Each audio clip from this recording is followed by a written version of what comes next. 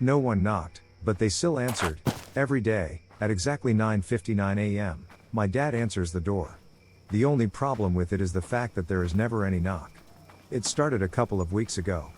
None of us, myself, mom, or younger brother, ever thought much of it. My dad has always been a big prankster, loving to scare everyone he could at any time possible, but this was different. It didn't make sense. His usual pranks involved a jump scare in a dark room, or a scary mask from Spirit Halloween, but never something this strange. His pranks never lasted this long, usually they were quick, and we all could get a good laugh at the end. This had gone on for weeks, and no one had laughed yet. I asked my mom about it, and she didn't seem as bothered as I. "Oh, you know your father." "I do, and that's why this is so strange."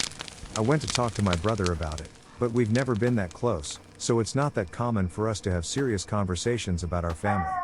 "He's probably just messing with you, I haven't even noticed it," is all I ever got from him, due to the fact he was too caught up in doom scrolling online. I tried to talk to my dad about it, but when I did, he didn't even acknowledge me. Once I talked about anything else, he would go right back to being normal dad again. After another week or two, it became a normal thing. No one else seemed to care, so I stopped caring too. That was until one late night when I went to the bathroom. I had walked out, managing to navigate through the dark hallway, when I noticed someone standing at the door. It scared the hell out of me at first, thinking someone broke into our home, but then I realized it was just my mom. I think that scared me even more. She had answered the door, no knock was heard, but she answered. She closed the door, turned around, then began walking back to her room. I walked up to her. "Mom? Why were you at the door?" No response. I tapped her on her shoulder, and she turned to me. "Mom, are you okay?" She looked at me like I was crazy. "Go to sleep. What are you doing up this late?" She turned around, then went to her room. I didn't sleep that night. How could I? I locked my bedroom door and sat staring at the ceiling until the sun came up. I waited until exactly 9:59 a.m. That's when I heard my dad's footsteps walking towards the front door.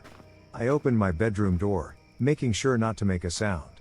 I watched as my dad stood completely still, holding the door open, looking at nothing. In a moment of absolute stupidity, I decided in my horror movie character mind to get a quick picture. I looked down, opening my phone to the camera. When I looked back up, my dad was staring right at me. No expression, just acknowledgement. He knew I was watching. My heart sank to my feet. He had never, not in 17 years, ever looked at me with no expression on his face. I wanted to talk to someone about this. My friends, my grandparents, but they would probably think I was crazy. What's this do? It sounds crazy, and it is crazy, and my family made me feel crazy because none of them would talk about it.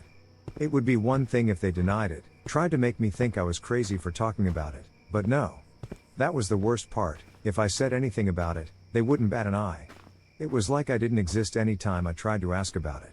What really confused me was that my brother seemed to be in on it, but I hadn't seen him answer the door. How did he know not to answer when I asked him about it? I kept asking myself that until one day I was walking to the kitchen, when I looked off to my left to see my brother standing at his bedroom door. He was holding open the door, looking at nothing. "Isaiah?" I said, trying to get him out of his trance. He didn't answer. Getting pissed off from this stupid joke, I walked up to the door. Standing right in front of my brother, I loudly asked, "What is wrong with you?" He didn't say anything at first. After a moment, he looked me dead in the eyes. With almost a worried tone, he said, "Move." I'd never seen my brother so deathly serious. There was no way this could be a prank. The look in his eyes when he said it, the tone of his voice, the chill I got on the back of my neck. I walked back to where I was originally standing, and watched as my brother slowly closed his door. At this point, I had lost all comfort, warmth, or trust from my family.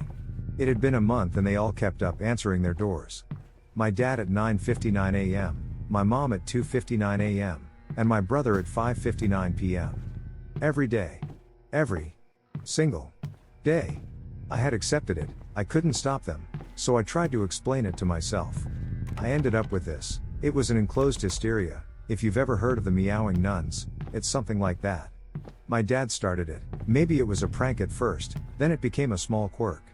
I had to say something about it, opening the idea up to my mom, then my brother. Eventually it had become a common practice for the three of them.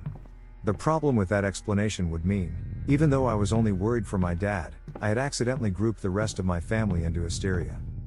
When they weren't talking to no one, they were completely normal. I thought maybe I could, again stupidly, ignore their quirk, maybe I could get past it and try to get back to having a normal life with my family. After a couple of weeks that had happened, I stopped noticing them when they answered their doors. It wasn't my business. I had my normal family back. That was until last night. We were sitting at the dinner table, having a nice evening, eating KFC and talking about a show my dad liked when he was a kid. I was planning on hanging out with friends after dinner, so I checked the time to make sure I wouldn't be late. 7:58 p.m. I wouldn't be late, and I had plenty of time to hang out with my family. Being my paranoid self, I took another look at the time to make sure I hadn't read it wrong. Just then I saw it change to 7:59 p.m. As soon as the clock changed, I heard 2 stern knocks coming from my bedroom door. The room fell silent, as if time had stopped while the knocks waited for my reply. I wanted to ask them if they heard the knocks, but I knew where that road would lead. I heard the knocks again, louder this time. I knew there was only one option for me. I looked at my dad one last time. His eyes were pleading with me. He didn't need to speak to let me know he was begging me to answer. I nervously got out of my chair and took the slow trek to my bedroom door. I was ready to grab the handle when I heard the knocks again. They were violent this time, impatient and angry. I opened the door. What I saw was a man, holding a simple sign.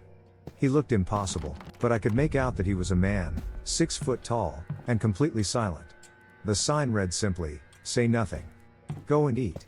I closed the door, then returned to my chair.